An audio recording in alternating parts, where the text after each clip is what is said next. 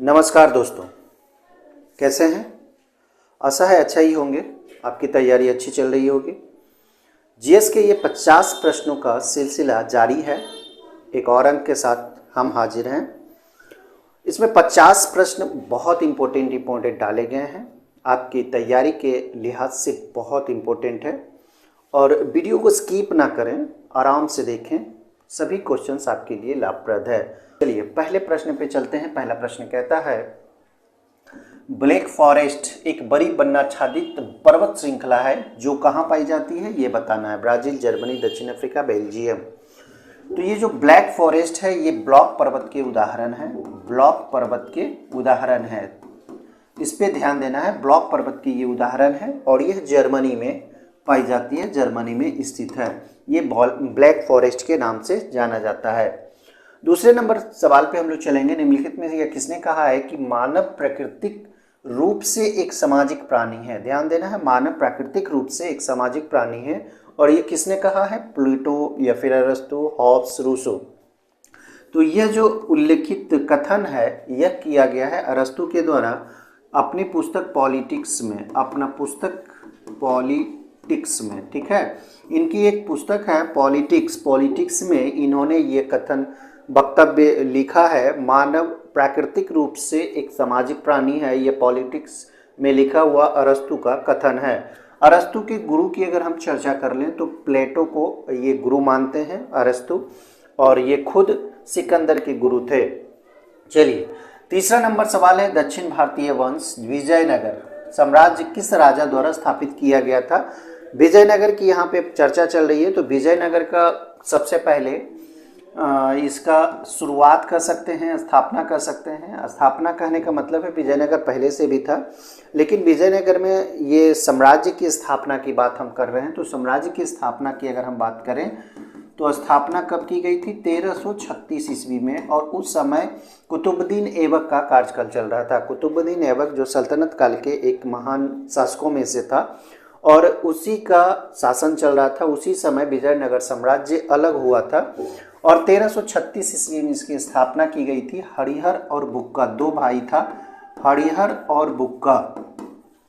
ठीक है, हरिहर और बुक्का दो भाई के द्वारा इसकी स्थापना की गई थी। हरिहर और बुक्का 1336 ईस्वी में।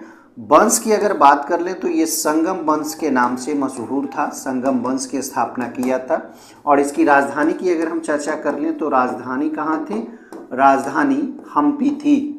राजधानी कहाँ थी? हम्पी थी। हम्पी से ही इसके अवशेष प्राप्त हुए हैं। तो स्थापना 1336 ईस्वी में हरिहर और बुक्का ने किया था। संगम वंश की स्थापना बोला जाता है।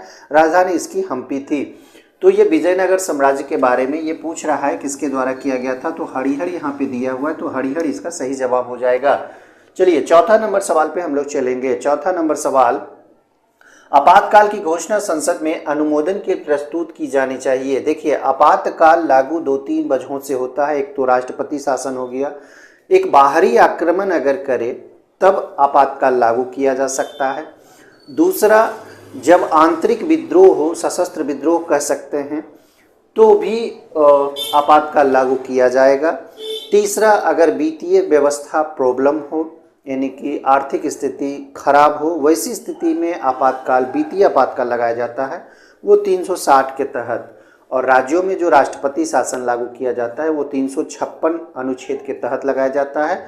और ये जो आपातकाल भारत के अंदरूनी या फिर बाहरी विद्रोह आक्रमण कर सकते हैं, वैसी स्थिति में ये जो आपातकाल लगाया जाता है ये अनुच्छेद 352 के अंतर्गत लगाया जाता है। तो तीन प्रकार के आपातकाल की व्यवस्था की गई है। एक 352 अनुच्छेद की बात हम कर रहे हैं, 352, एक है 356 और एक है 360। 352 जो होता है ये आंतरिक विद्रोह कह सकते हैं या सशस्त्र विद्रोह भी कह सकते हैं, या फिर बाहरी आक्रमण के मद्देनजर यह किया जाता है। जब लगे कि स्थिति को संभालना थोड़ा मुश्किल है तो वैसी स्थिति में 352 आपातकाल लगाया जाता है। 356 कहता है राष्ट्रपति शासन के बारे में, राष्ट्रपति शासन के बारे में कहता है, जबकि 360 कहता है वित्तीय आपातकाल के बारे में। वित्तीय आपातकाल अब थोड़ा सा चर्चा कर लें कि 352 जो है ये 3 बार भारत में लग चुका है। कितनी बार लग चुका है? 3 बार। याद रखना है 3 बार ये लग चुका है 352। 356 कईयों बार लग चुका है। बिहार में अगर हम बात कर लें तो बिहार के परिदृश्य से अगर हम देखें तो बिहार में यह 8 बार लगाया गया है। ठीक है, तो इसको भी आपको याद रखने हैं। 360 अभी तक नहीं लगाया गया है, अभी तक नहीं लगाया गया है, लगाया नहीं गया है, तो इसे भी आपको याद रखना है। भारत में 352 3 बार लगाया गया है आपातकाल, लेकिन वित्तीय आपातकाल 360 एक बार भी लगाया नहीं गया है। क्वेश्चन एराइज होते हैं कितनों बार परीक्षा में ये पूछा जा चुका है। अब हम बात कर ले आपातकाल की घोषणा संसद में अनुमोदन के लिए प्रस्तुत की जानी चाहिए। जब आपातकाल लग जाता है तो ऐसी स्थिति में संसद में 1 महीने के अंदर इसे अप्रूवल करवाना चाहिए या फिर पेश करना चाहिए अनुमोदन के लिए। ये 1 माह का समय दिया जाता है और 1 माह के समय ऐसा होना चाहिए। और इस स्थिति में एक और हम बात बता देते हैं कि राज्य सूची के विषयों पर भी संसद कानून बना सकती है। ये एक इम्पोर्टेंट तथ्य है जो हम यहाँ पे बता देते हैं। राज्य सूची के विषयों पर कानून बना सकती है। कौन कानून बना सकता है? कौन कानून बनाएगा? तो संसद यानी कि लोकसभा और राज्यसभा में राज्य सूची जो राज्य के विषय होते हैं उस पर भी कानून बनाया जा सकता है। और यह कानून कब तक प्रभाव में रहेंगे? जब आपातकाल समाप्त हो जाएंगे तो 6 माह तक यह प्रभाव में रहेंगे। इसे भी आपको नोट कर लेना है या फिर याद कर लेना है, 6 माह तक यह प्रभाव में रहेगा। ठीक है, चलिए आगे देखेंगे। बिहार पर राज करने वाला जनजातीय राजवंश पूछा जा रहा है। दोस्तों, बहुत टीचर आपने देखा होगा कि पढ़ाते पढ़ाते बकवास की तरह बकवास करते हैं, आपसे बातें करते हैं, समय लॉस करते हैं और घंटों 50 प्रश्न में आपको 2-4 घंटे या 2 घंटे 3 घंटे का समय ले लेते हैं।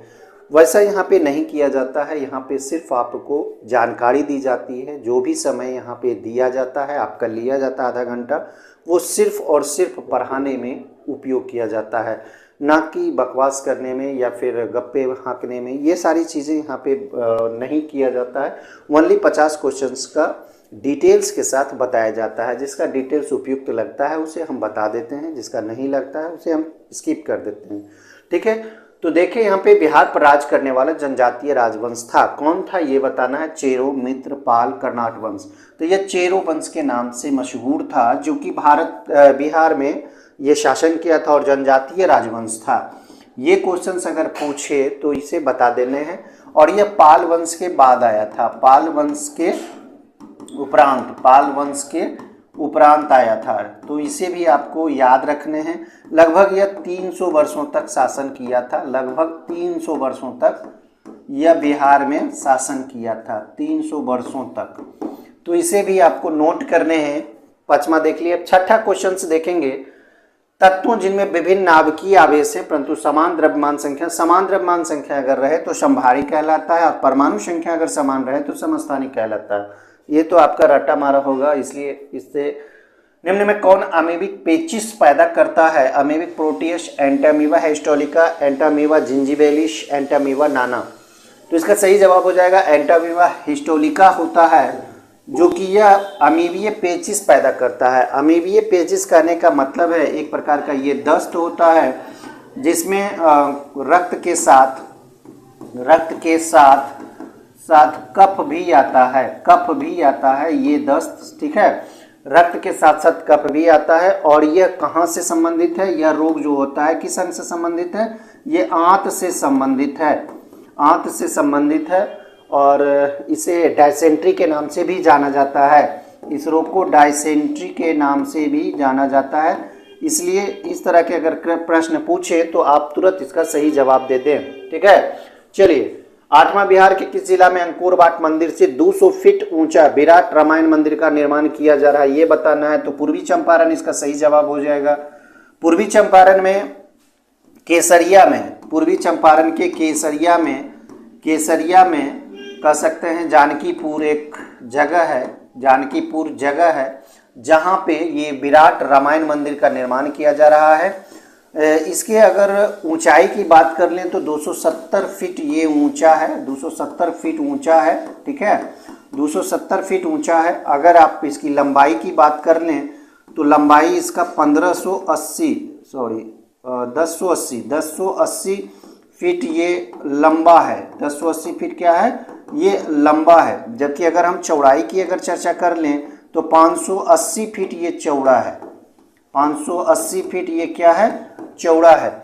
तो इसे भी आपको याद रखना है। केसरिया में बनाया जा रहा है, पूर्वी चंपारण में स्थित है, जानकीपुर में, और 270 फीट ये ऊंचा ये मंदिर बनना है, 1080 फीट लंबा और 580 फीट ये चौड़ा होगा। अंधेर करना मुहावरे का अर्थ बताना है, तो ये अन्याय करना हो जाएगा। ये आसान था, ये हिंदी का एक मुहावरा है व्याकरण का। निम्नलिखित में से किसने अपनी राजधानी दिल्ली से देवगिरी स्थानांतरित की थी? देखिए ये भी महत्वपूर्ण है, बहुत महत्वपूर्ण है, ये सवाल ध्यान से देखने हैं। अपनी राजधानी दिल्ली से देवगिरी स्थानांतरित की थी तो ये 1329 में किया गया था, 1329 ईस्वी। और इस समय शासनकाल था मोहम्मद बिन तुगलक का। इसे सनकी शासक के रूप में भी जाना जाता है, सनकी या पागल बादशाह, सनकी या पागल, ठीक है, सनकी या पागल बादशाह के रूप में इसे जाना जाता है, ठीक है। ये सल्तनत काल का सनकी या पागल बादशाह कहा जाता है। हालांकि अगर इसकी बात कर लें तो ये पढ़ने लिखने में सबसे साक्षर था, सबसे विद्वान कह सकते हैं, विद्वान ये राजा था। सभी सल्तनत काल के राजाओं में से यह सबसे विद्वान मोहम्मद बिन तुगलक था। यह सनकी और पागल बादशाह इसे कहा जाता था। 2-4 निर्णय जो लिए गए इनके द्वारा वो बहुत घातक साबित हुए, हास्यास्पद साबित हुए, विवाद भी कह सकते हैं इसको।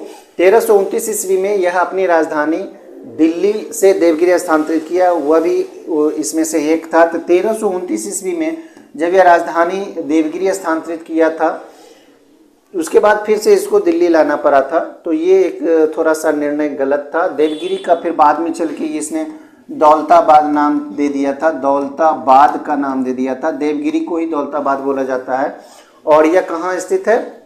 ये महाराष्ट्र में है। महाराष्ट्र में कहाँ? महाराष्ट्र बताइए कहाँ? दिल्ली। यहाँ से सारा राजधानी शिफ्ट करना तो प्रॉब्लम तो था ही, और ये सक्सेस नहीं हो पाया था।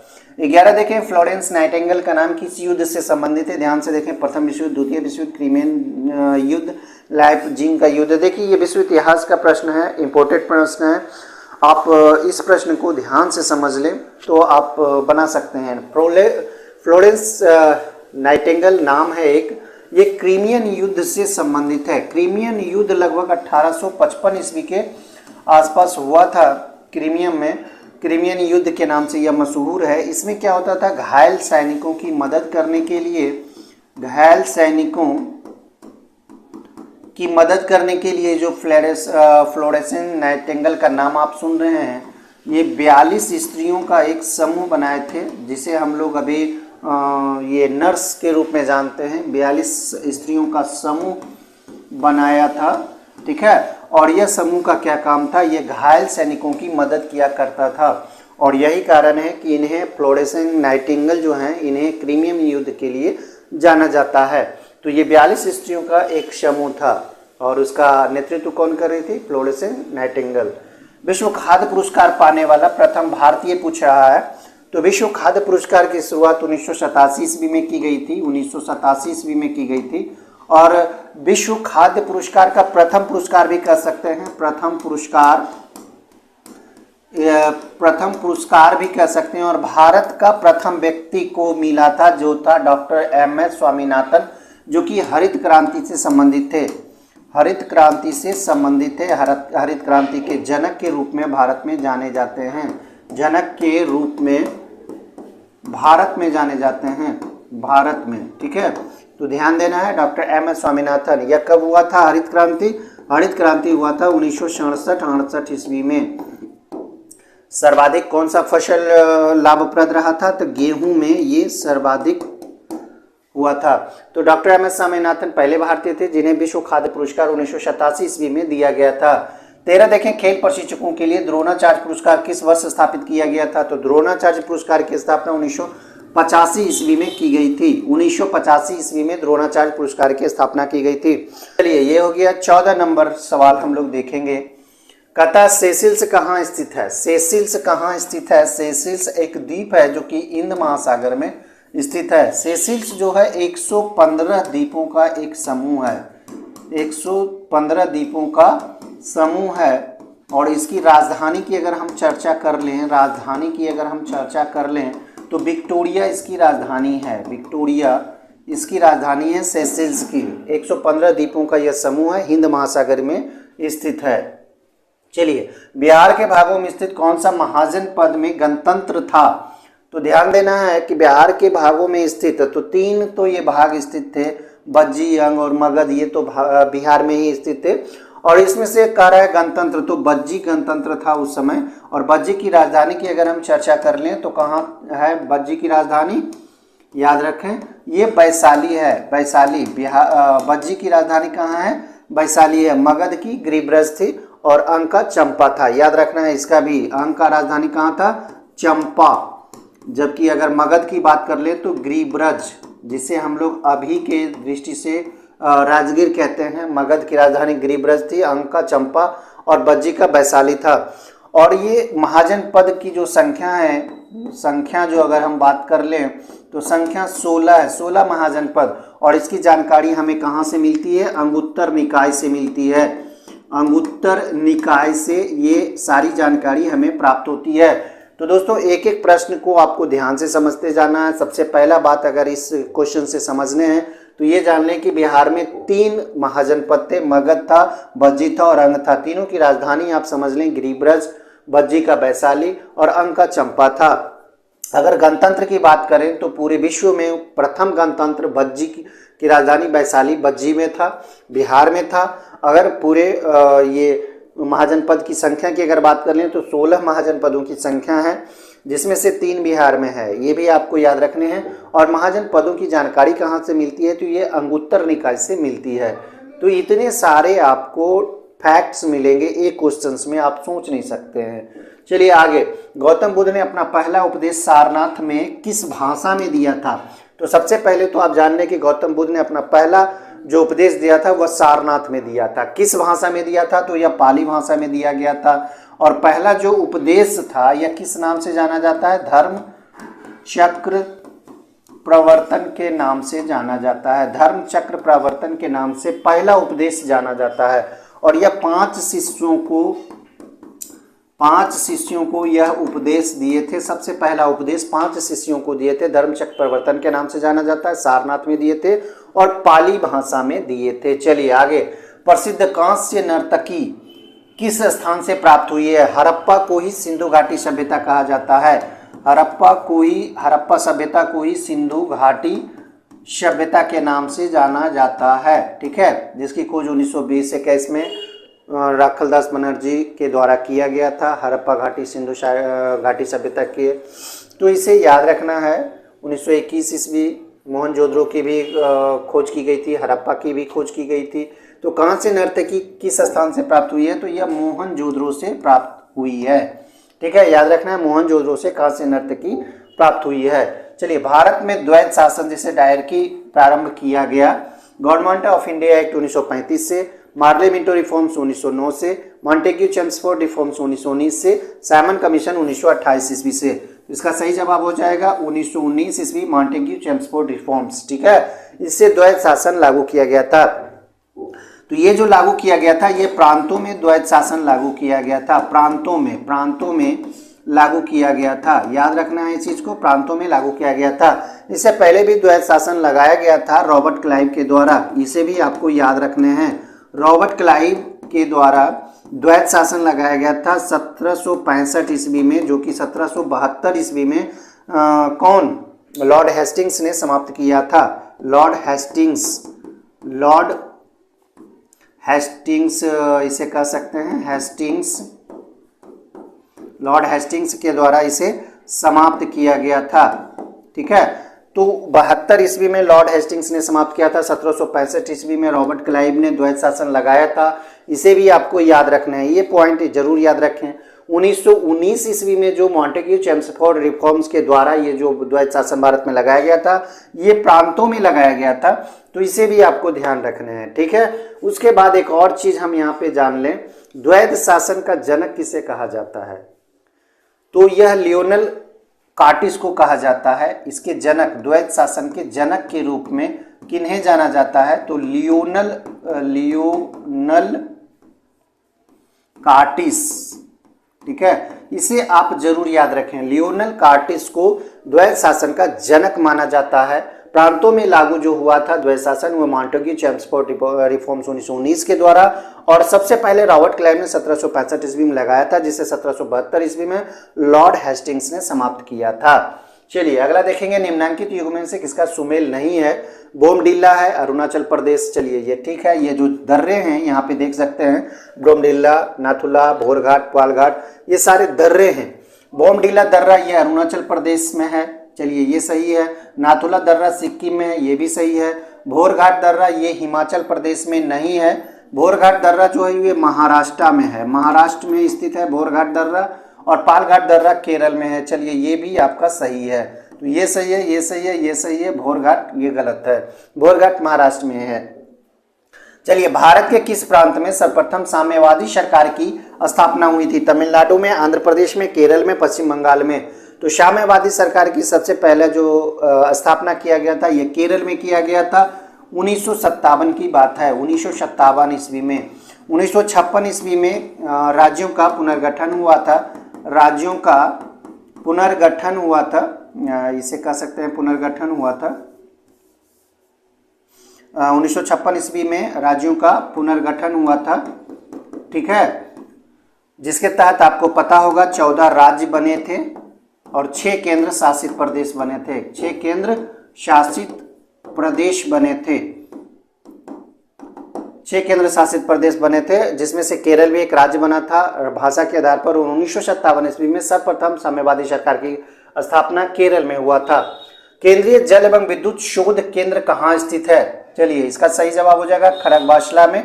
केंद्रीय जल एवं विद्युत शोध केंद्र कहाँ स्थित है? खड़गवासला में। खड़गवासला में एक और चीज है, एनडीए स्थित है। एनडीए मतलब नेशनल डिफेंस एकेडमी, एकेडमी कहाँ स्थित है? ये खड़गवासला में स्थित है, तो इसे भी आपको याद रखने हैं। चलिए अगला नंबर सवाल देखेंगे, नीचे दी गई प्रमुख घटनाओं का सही तिथि क्रम क्या है ये बताना है। एक एक चीजों को अगर आप जानकारी रख लेंगे तो इस तरह के क्वेश्चन सोल्व कर लेंगे। चलिए सबसे पहले अगर हम बात करें, सबसे पहले एक एक करके पहले जान लें। SLV 3 लॉन्च हुआ था 1980 ईस्वी में, और तब रोहिणी नाम का जो उपग्रह था इसे कक्षा में स्थापित किया गया था। कक्षा में क्या किया गया था? स्थापित किया गया था। कब की बात है ये बात है 1980 की है। रोहिणी को कक्षा में स्थापित किया गया था SLV 3 लॉन्च के द्वारा। बांग्लादेश जो बना था ये 1971 ईस्वी में बना था। सिक्किम भारत का 22वां राज्य बना था 1975 ईस्वी में, इसे भी आपको याद रखने हैं। 1975 ईस्वी में 22वां राज्य के रूप में सिक्किम भारत का अंग बना था। पोखरण 1 परीक्षण जो किया गया था ये 1974 ईस्वी में किया गया था। पोखरण 1 परीक्षण जो किया गया था 1974 ईस्वी में किया गया था, और इसे स्माइल बुद्धा के नाम से भी जाना जाता है। इसे बोला गया था स्माइल बुद्धा, इसका कोड वर्ड था स्माइल बुद्धा। ये भी आपको ध्यान रखना, स्माइल बुद्धा किससे संबंधित है? तो पोखरण 1 परीक्षण से, और ये 1974 में हुआ था। अब प्रमुख घटनाओं का सही तिथि क्रम जान लिए। सबसे पहले कौन घटित हुआ था? तो बांग्लादेश का बनना 1971 ईस्वी में, उसके बाद पोखरण 1 परीक्षण 1974 ईस्वी में, उसके बाद सिक्किम भारत का 22वां राज्य बना था 1975 ईस्वी में, SLV 3 लॉन्च हुआ था 1980 ईस्वी में। तो तिथि क्रम याद रखना है। चलिए आगे देखेंगे, कल्हण द्वारा रचित राजतरंगिणी किसने लिखा है? तो कल्हण ने लिखा है। इसमें किस चीज का वर्णन मिलता है? तो इसमें कश्मीर के इतिहास का वर्णन मिलता है। कल्हण द्वारा जो रचित राजतरंगिणी है इसमें कश्मीर का इतिहास मिलता है। दुनिया का नवीनतम देश बताना है, तो दुनिया का नवीनतम देश ये दक्षिण अफ्रीका से अफ्रीका महादेश से कटकर दक्षिणी सूडान गणतंत्र बना है, जो कि 2005 ईस्वी में ये अलग हुआ था, और 2011 ईस्वी में इसे स्वतंत्र राष्ट्र के रूप में घोषित किया गया। स्वतंत्र राष्ट्र के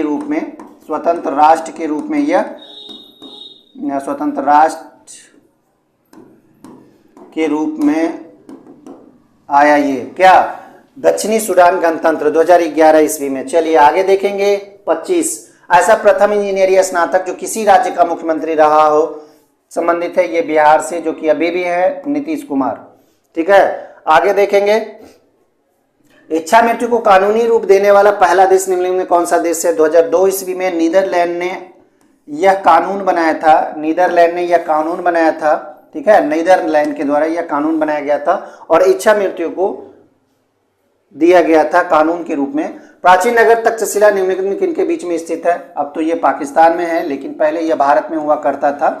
तो सिंधु तथा झेलम नदियों के बीच में तक्षशिला है, जो कि प्राचीन भारत में कह सकते हैं, मौर्य इतिहास में भी कह सकते हैं, मौर्य काल में भी कह सकते हैं, यह शिक्षा का केंद्र हुआ करता था तक्षशिला।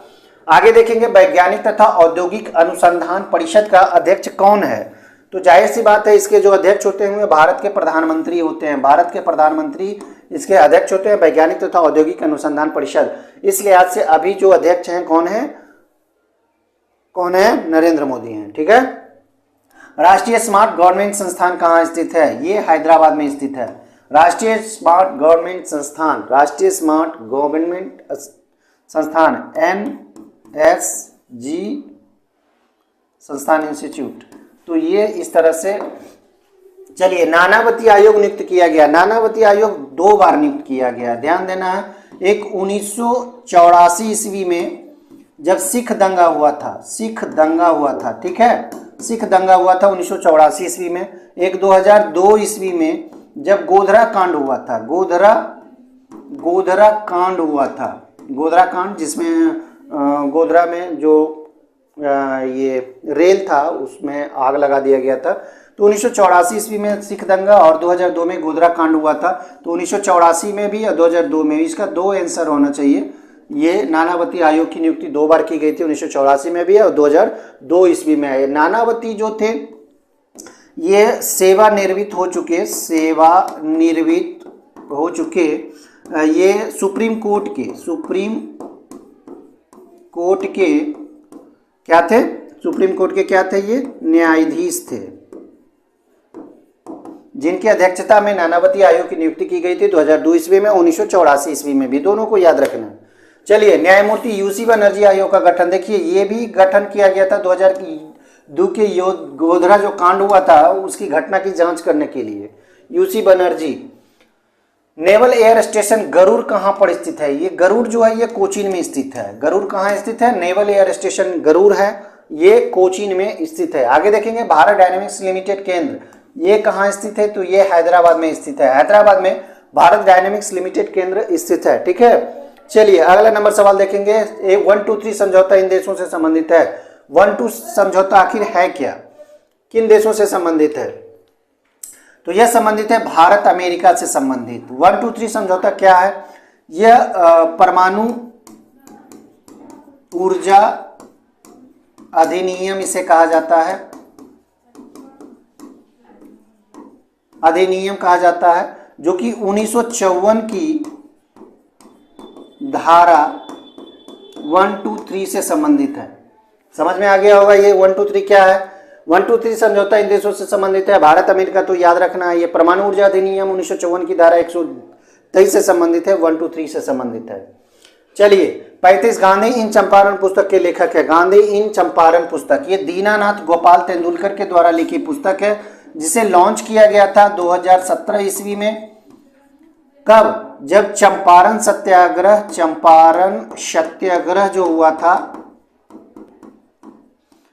1917 ईस्वी, इसका शताब्दी समारोह में, शताब्दी समारोह कह सकते हैं, समारोह में, ठीक है। 100 वर्ष पूरे होने पर 2017 ईस्वी में गांधी चंपारण दीनानाथ गोपाल तेंदुलकर के द्वारा लिखी पुस्तक का विमोचन हुआ था। निम्नलिखित में सबसे ऊंचा मेघ पूछ रहा है, तो ये पछाब मेघ कहलाता है, जो कि सबसे ऊंचा मेघ कहलाता है। चलिए, अगला है पॉलिटिक्स ऑफ चरखा। देखिए, एक पुस्तक है पॉलिटिक्स ऑफ चरखा, ये लिखी गई थी कब? ये लिखी गई थी जब सत्याग्रह आंदोलन का दौर चल रहा था। उस समय भारत के आंदोलन चल रहे थे भारत को आज़ादी दिलाने के लिए। उस समय जेबी कृपलानी के द्वारा लिखा गया ये पुस्तक है पॉलिटिक्स ऑफ चरखा, जेबी कृपलानी के द्वारा। आगे देखेंगे, पवनार आश्रम का संबंध है। तो जाहिर सी बात है, पवनार आश्रम आप समझे होंगे, याद किए होंगे, विनोबा भावे से संबंधित है। और पवनार आश्रम से ही व्यक्तिगत सत्याग्रह की शुरुआत की गई थी। सत्याग्रह की शुरुआत की गई थी। किसके द्वारा शुरुआत की गई थी? गांधी जी के द्वारा, गांधी जी के द्वारा। ठीक है। अब पहला सत्याग्रही कौन थे? प्रथम सत्याग्रही, पहला सत्याग्रही कौन थे बताइए? पहला सत्याग्रही थे विनोबा भावे, विनोबा भावे। और दूसरे सत्याग्रही कौन थे? द्वितीय सत्याग्रही थे जवाहरलाल नेहरू, जवाहरलाल नेहरू। तीसरे भी बताना है, तीसरा भी पूछ दिया जाता है, तीसरा तक के याद रखना है। ये ब्रह्मदत्त थे। तो तीनों को याद रखना है। ये व्यक्तिगत सत्याग्रह जो शुरू किया गया था, ये पौनार आश्रम से ही शुरू किया गया था और इसकी शुरुआत गांधी जी के द्वारा की गई थी। पहले जो सत्याग्रही बने थे ये विनोबा भावे बने थे, द्वितीय बने थे जवाहरलाल नेहरू और तृतीय बने थे ब्रह्मदत्त। और यह विनोबा भावे से संबंधित पवनार आश्रम है। व्यक्तिगत सत्याग्रह की अगर शुरुआत की बात कर लें तो ये 1940 ईस्वी में हुआ था। व्यक्तिगत सत्याग्रह कब शुरू हुआ था? 1940 ईस्वी में। चलिए अगला नंबर सवाल है, गोल्डन धान अच्छा स्रोत है। ये विटामिन ए का है, इसमें ज्यादा दिमाग नहीं लगाना है। गोल्डन जो धान होता है उसमें विटामिन ए का अच्छा स्रोत होता है। राष्ट्रीय आंदोलन के विकास में किस वायसराय ने प्रमुख भूमिका निभाई थी? तो लॉर्ड लिटन और लॉर्ड कर्जन को इसके बारे में माना जाता है, लॉर्ड लिटन और लॉर्ड कर्जन को। उसके बाद आगे देखेंगे, यदि राष्ट्रपति और उपराष्ट्रपति दोनों के कार्यालय रिक्त हैं तो कौन भारत के राष्ट्रपति के तौर पर काम करेगा? तो भारत का मुख्य न्यायाधीश हैं जो कि भारत के राष्ट्रपति और उपराष्ट्रपति के अनुपस्थिति में पद को, प्रभार को संभाल सकते हैं। लेकिन इसमें एक वजह है कि 6 माह तक ही वो प्रभार में बने रह सकते हैं। 6 माह तक ये पदों को भर लेना चाहिए, पदों को भर लेना होगा, ये नियम है। ठीक है, 6 माह तक ये पद भर जाने चाहिए। राष्ट्रपति का चुनाव या फिर उपराष्ट्रपति का चुनाव हो जाना चाहिए। ठीक है, प्रभार मात्र 6 माह तक ही रहेगा। भारत में स्थित प्रमुख मत्स्य ग्रहण पोताश्रय ये कोचीन में है, कोचीन में स्थित है। आगे देखेंगे क्वेश्चन नंबर 43, राज्य के राज्यपाल की सेवानिवृत्ति की आयु पूछ रहा है। 60-65 नियुक्ति के 5 वर्ष या 65 वर्ष की आयु सीमा नहीं होती है, कहीं भी इसका जिक्र नहीं किया गया है। 5 वर्षों के लिए तो मिनिमम किया जाता है, लेकिन यह भी भारत के राष्ट्रपति के कह सकते हैं इच्छा पर निर्भर है। 5 वर्ष हो या 2 वर्ष के बाद, 1 वर्ष के बाद, 6 महीना के बाद भी हटाया जा सकता है। मिनिमम एज की बात, अगर न्यूनतम की बात कर लें, न्यूनतम एज की बात 35 वर्ष तो रखी गई है, लेकिन मैक्सिमम की चर्चा नहीं की गई है, तो यह भी ध्यान आपको रखने हैं। उस ऑपरेशन का नाम क्या था जिसके कारण हैदराबाद राज्य का भारत में विलय हुआ था? तो सबसे पहला ऑपरेशन जो देखें, पोलो ऑपरेशन, जो कि 1948 ईस्वी में किया गया था। ठीक है, 1948 ईस्वी में किया गया था। और हैदराबाद का जो निजाम था, हैदराबाद को निजाम जो था, निजाम को अपदस्थ करके हैदराबाद को क्या किया गया था? भारत में, हैदराबाद को भारत में क्या किया गया था? विलय किया गया था, भारत में विलय किया गया था। तो आपको ये याद रखने हैं, भारत में विलय किया गया था हैदराबाद को ऑपरेशन पोलो के तहत 1948 ईस्वी में। 45 का था, भारत के पहले रेलवे विश्वविद्यालय का नाम क्या है? तो यह नाम ध्यान से देखें, राष्ट्रीय रेल है एवं परिवहन संस्थान है, राष्ट्रीय रेल एवं परिवहन संस्थान। और यह कहाँ है? बड़ोदरा में है। ये कहाँ है? बड़ोदरा में। बड़ोदरा कहाँ है? गुजरात में। चलिए आगे, गंधार कला शैली निम्न में से किस यूरोपीय देश की कला से प्रभावित थी? गंधार शैली, गंधार कला शैली जो आई है ये यूनानी है, यूनानी कला शैली से यह प्रभावित है, यूरोपीय देश है यूनान। आगे देखेंगे, लैटेराइट मिट्टी कहाँ पाई जाती है? इसका ऑप्शंस देख लें, उष्णकटिबंधीय प्रदेश में, अधिकांश शुष्क जलवायु वाले उष्णकटिबंधीय क्षेत्र में, भारी वर्षा वाले प्रदेश में। इसका सही जवाब हो जाएगा अधिकांश तथा शुष्क जलवायु वाले उष्णकटिबंधीय प्रदेश में या क्षेत्र में कह सकते हैं। तो 47 का सही जवाब बी हो जाएगा। आगे देखेंगे, 2024 तक चंद्रमा पर पहली महिला और अगले पुरुष को उतारने के लिए नासा के कार्यक्रम का नाम बताना है। नासा का एक कार्यक्रम है जिसमें पहली महिला को चांद पर भेजने की तैयारी की जा रही है और दूसरे पुरुष की बात कर रहे हैं, अगले पुरुष की बात किया जा रहा है। तो यह है आर्टेमिस ये कार्यक्रम है जो कि नासा का कार्यक्रम है और 2024 ईस्वी में भेजने की तैयारी चल रही है। चलिए 49, कौन सा नियम यह बताता है कि ज्वार भाटा के लिए चंद्रमा और सूर्य की स्थितियां जिम्मेवार है? उसकी स्थितियों के अनुसार ही या उसके फलस्वरूप ही ज्वार भाटा उत्पन्न होता है। तो यह गुरुत्वाकर्षण का नियम है, गुरुत्वाकर्षण का सिद्धांत मायने रखता है।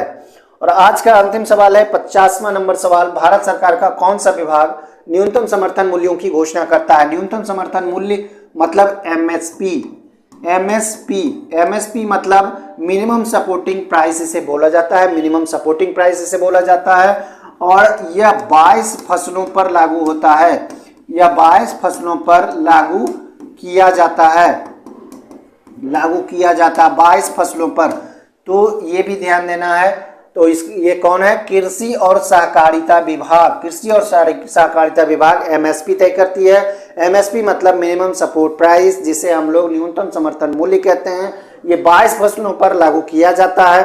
ठीक है, तो दोस्तों आज का क्लास यहीं समाप्त हुआ।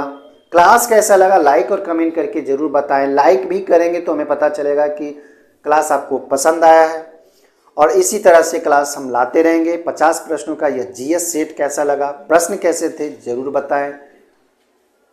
धन्यवाद।